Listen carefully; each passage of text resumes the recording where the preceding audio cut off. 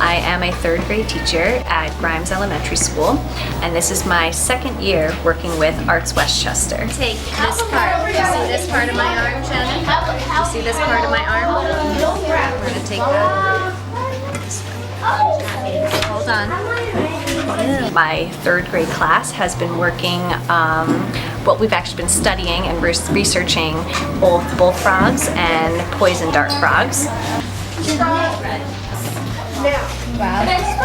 This program has helped my students because their studies are now coming alive. We are taking what's normally written on paper and we are now putting it in both 2D and 3D art pieces. See? Pay attention how good that is. I'm Donna Miskin. I'm a visual artist from New York, raised in the city, 77th and 2nd. My whole family's in there, so real New Yorker. I'm at Grimes Elementary School working with the third grade classes. We're doing natural sciences. We're studying frogs. I'm so excited. More excited than the kids, if it's possible. And there are thousands of frogs, and I'm very excited about it. Okay, I'm done. This is a fact about a tree frog. This is a fact about tree frogs and poison dart frogs. I'm going to make your tree frog move, right? Yeah. Perfect. One frog contains enough tactics to kill 1,200 mice. I'm working on a project about a bullfrog and a poison dart. With the frog, it's going to travel along that line, and we're going to make the bullfrog pop out. We did a compare and contrast collage project. They had one frog that they were studying in their curriculum, and they compared it to a new frog, which in this case was the red-eyed tree frog. And we made the red-eyed tree frog with a pop-up element so that it would move across the twig. The wildest flying frog. This is the American bullfrog. Frog moves.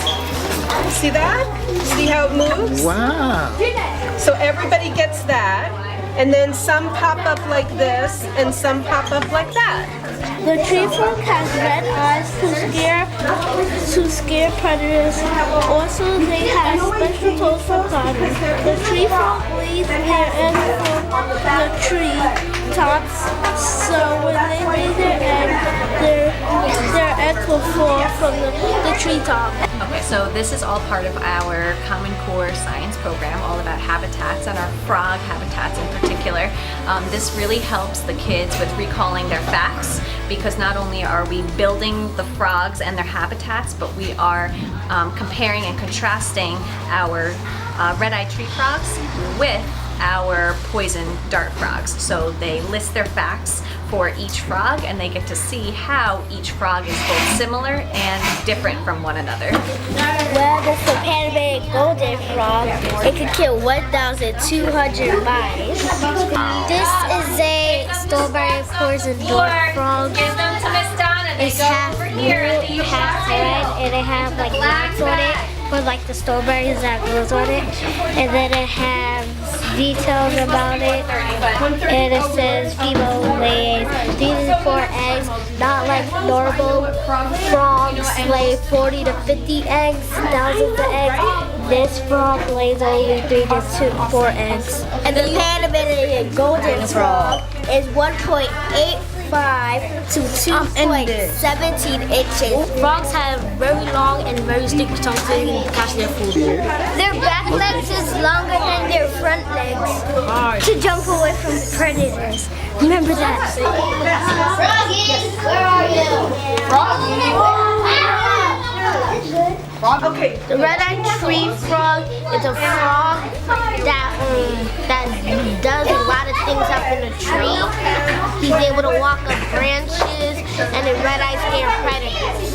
Poison dart frog eats maggots, spiders, and other insects.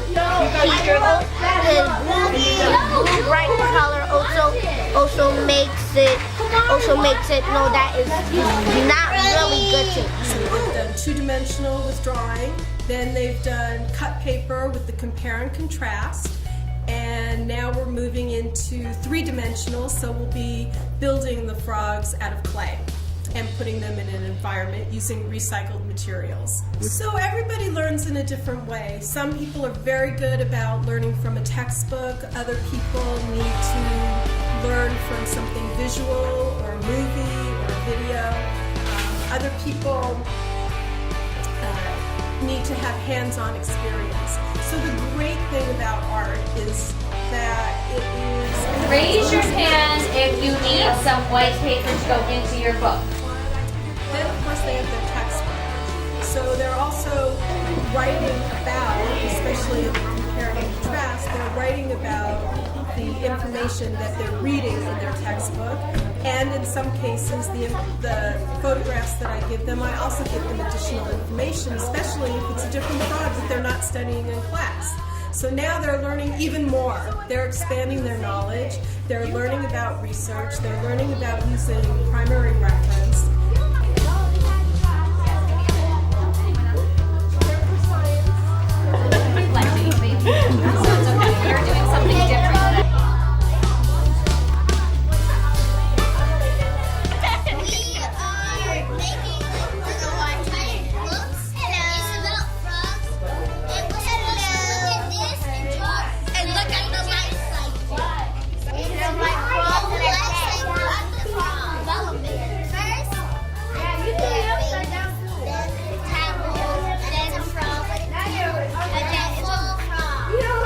Discovered a new frog, and I'm trying to introduce them to new frogs, not just the frogs that they're studying. So as part of their core curriculum, they study bullfrogs, poison dart frogs. So I've introduced them to several other frogs, and we've done a comparison between those frogs and the frogs that they're studying. So it's broadening their curriculum. There's a new frog that they discovered. It was actually discovered in the 90s, but as science is science, they have to confirm the discovery, and they accepted that it's a new species of frog. I think it's called the transformative frog, which means changing. So there are some frogs that can change color for camouflage, and this frog changes its skin. So if you put the frog on a flat surface like the desk, the skin is smooth. But if you put it on pebbles, right, rocky, yes, the skin gets bumpy, and it changes within 3 minutes. It's just like learning a language. You learn the language by speaking it, by reading it, by listening to it, and it's the same way with the information that they're learning in their school curriculum. The more ways that you can approach the same subject, one of them is bound to be effective for the children to learn.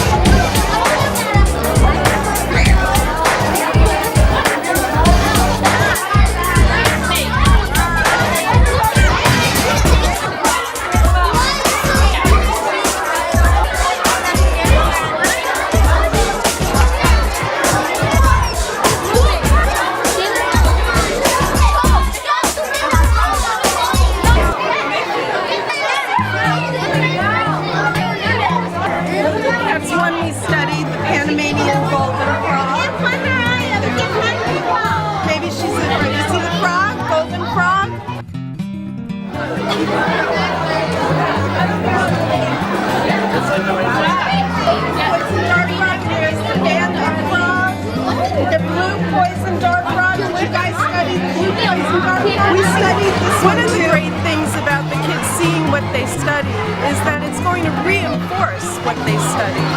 Here they drew the frogs, they did a compare and contrast in cut paper collage with the frogs that are in their core curriculum, plus I introduced some new frogs for them. That's the yellow bandit. And then they made clay frogs and put it in a 3D environment.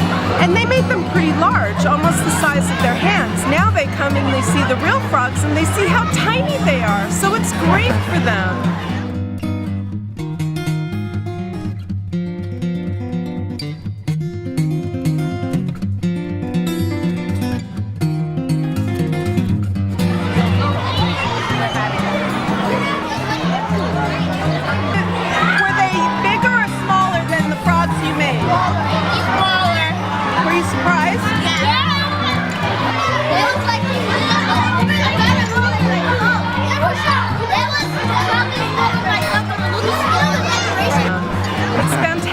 For them to see the frogs in a real habitat. Right. Give me an